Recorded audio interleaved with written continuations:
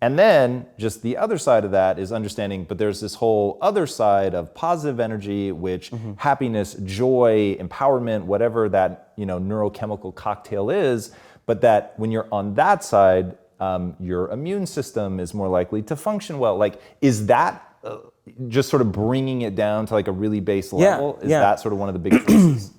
Well, let's talk about it in terms of survival or creation. As I said, 70% of the time, people live in stress, and living in stress is living in survival. Now, all organisms in nature can tolerate short-term stress. A deer gets chased by a pack of coyotes. When it outruns the coyotes, it goes back to grazing and the event is over. And the definition of stress is when your brain and body are knocked out of balance, out of homeostasis.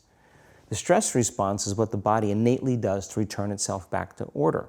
So you're driving down the road, someone cuts you off, you jam on the brakes, you may give them the finger, and then you settle back down and the event is over and boom, now everything's back to normal. But what if it's not a predator that's waiting for you outside the cave, but what if it's your coworker sitting right next to you?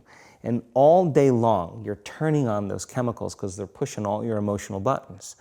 When you turn on the stress response and you can't turn it off, now you're headed for disease because no organism in nature can live in emergency mode for that extended period of time. It's a scientific fact that the hormones of stress downregulate genes and create disease, long-term effects. Human beings, because of the size of the neocortex, we can turn on the stress response just by thought alone. We can think about our problems and turn on those chemicals.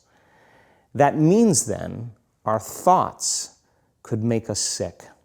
So if it's possible that our thoughts could make us sick, is it possible then our thoughts could make us well? And the answer is absolutely yes. So then, what are the emotions that are connected to survival?